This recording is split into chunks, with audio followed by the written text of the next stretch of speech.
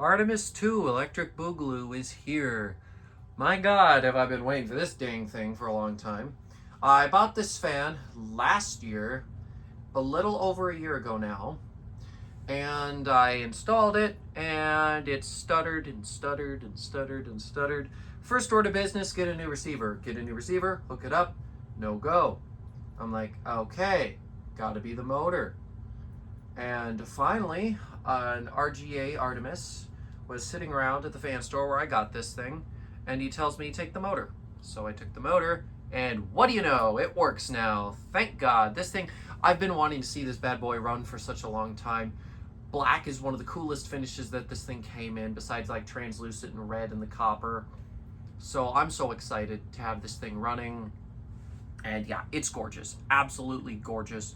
So we can finally run through all the speeds, everything else that comes with it. So I'm excited. I did go at the blades with a microfiber cloth because obviously I wanted looking as good as possible. There was tons of dust on it just from being in the showroom for a while. And every time they go back in the bags, that's probably going to happen. So I'll just have to dust it every time I install it. Fortunately, it won't be happening much. Due to the how fragile some of these electronics can be, I'm in no hurry to install this fan for a long period of time here. But yeah, just look at that. Isn't that just awesome? This is such an iconic design. You know, everybody knows these, and because of these, tons of brands have made copies of them and different versions of them. They're so popular, Minka even introduced the Artemis 4 as another expansion to the collection. There's the box. That was the original box that all these parts came in. So everything was part of the original fan except for the motor. The motor unit is new. I do have some extra parts, like another light pan, and I have another receiver. I'm going to return some of that extra stuff that I don't need and get some stuff in exchange for it that I can actually use. This fan is Bond Wi-Fi compatible, so I'm not too sure how you do that. Since this is a temporary install, and I mean very temporary, I made a huge mess in my basement to pull this thing out, so I don't want to leave the basement messy for long, so I'm going to be putting it back soon. So obviously no point in doing any of that. Actually, I should grab out the kilowatt here so we can see how much current this fan draws. Don't expect a lot. This is a DC. My other Artemis that I have is an AC, so it's cool to have a DC one now. Hopefully the remote should still be paired even though I unplugged it, so go ahead and turn the light on there. I finally got my lens to behave. Since I had the microfiber cloth right here, I decided to wipe it off with that, and yep, just as I figured that would work. I gotta start keeping a little chamois cloth or something down here to wipe that.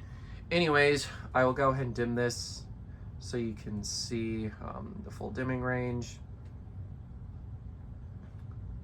Really cool fan here. I adore these, and yeah, black is definitely one of my favorite finishes. I love gloss black anything. This is definitely up there with some of my favorite stuff that's gloss black. So we'll go ahead and turn it on the first speed. Obviously it's a 6-speed, and it uses the air control here. Oh, I'm just so happy that this thing works. Now, I really have been waiting for so long. So the Artemis was introduced back in the early 2000s. I believe 2003 or 4 was about the time they were introduced. I think it was 2004. It was probably designed a year or two prior. And originally used an AC motor and a halogen light. Then around 2015, 16, maybe 17, they changed them. Well, I think they made them DC a little bit before, but then they made them LED afterwards, and this is one of the DC and LED ones. This was made the very last year that they made the shiny black finish, which I think was like 2020. I think that's the date on the fan. They discontinued it because everybody loves their flat blacks now. This color just doesn't really do much anymore, which is a shame because it's really cool. The wobble is most likely coming from the electrical box. You'll also notice that I kind of cheated. All the wires are hanging out the top.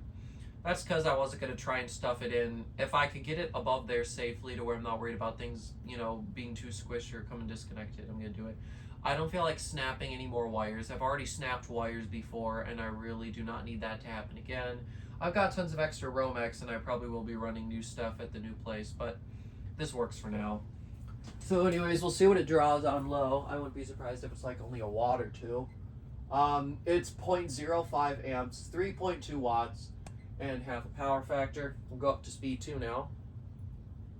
So I've got a couple DC Minkas. I've got this, and then I've got the wing, which is actually right above where the camera is. It's just in its little rack where it will sit.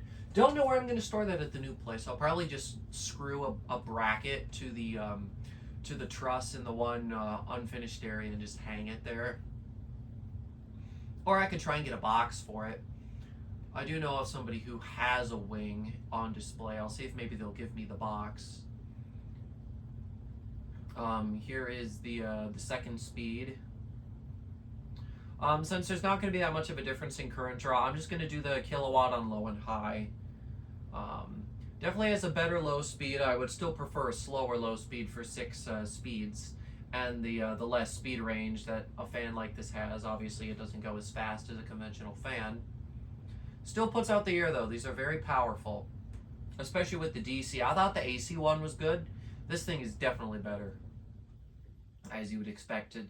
Hunky DC motor will definitely move better air. Actually, if you're curious to see what the motor inside of the fan looks like, I'll just show you the dead one here. It's pretty hefty. It's a 153 by 20, I believe, is what it says on it.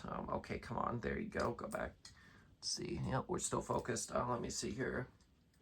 Yeah, so 153 by 20.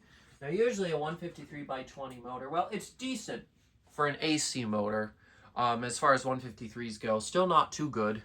For a DC, though, that's pretty darn good. I think this is speed 3. Yep, this is speed 3. We'll go to speed 4 now.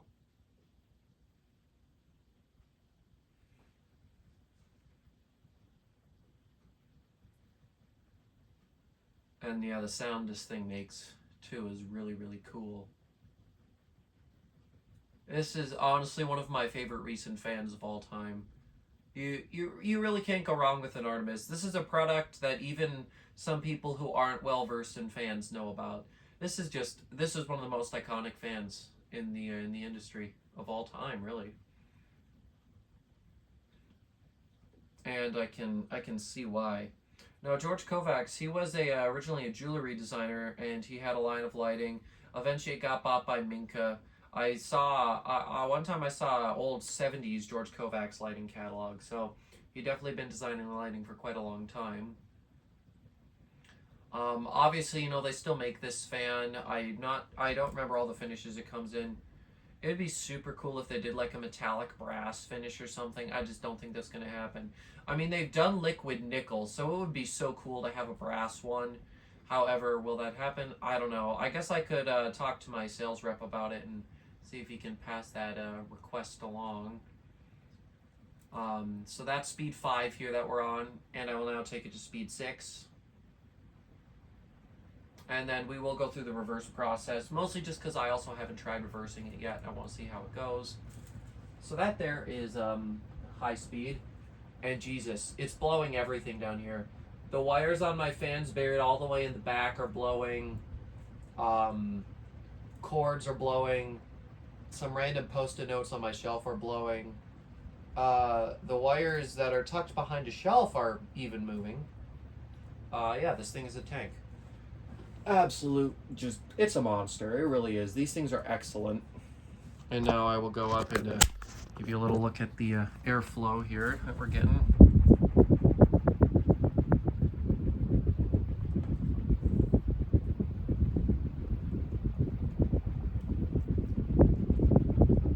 So cool. And then I'll also give you a shot of it on the side there, and then here it is from underneath. Obviously, you know, you can admire the details a lot better when it is on a lower speed.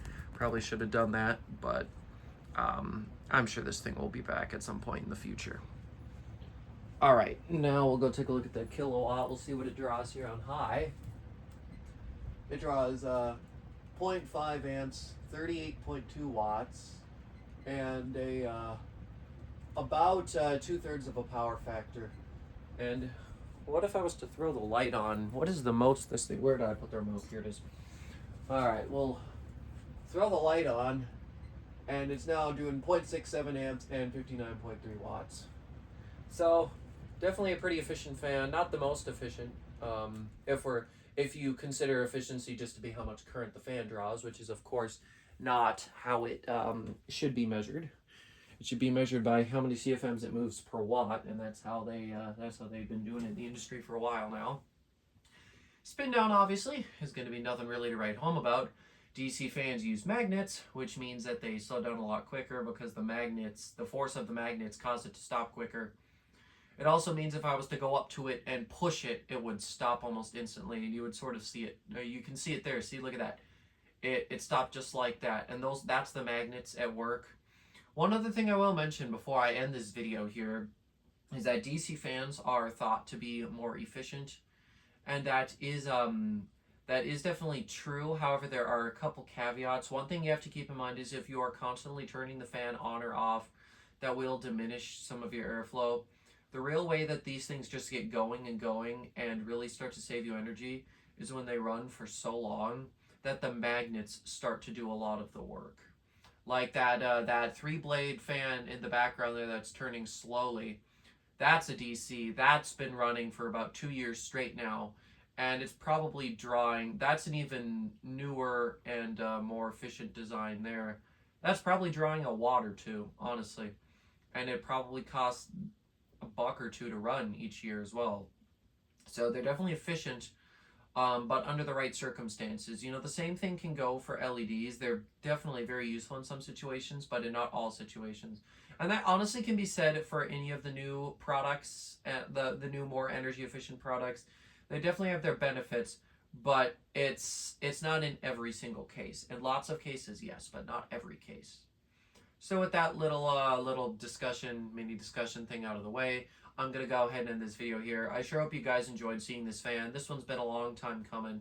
And somehow when I said I've gotten up and recorded all of my fans, I somehow did not take this one and that Visual Comfort Monte Carlo fan into consideration. However, I knew I had good parts coming for them, so I guess that's why. It's just the guy I got these from, he owns a showroom, and he's so trustworthy that I just know at some point I'm going to get my parts, so I'm never really too worried about it. But anyways, now I am going to go ahead and end this video here. Thanks for watching, and I will see you in the next one. Goodbye.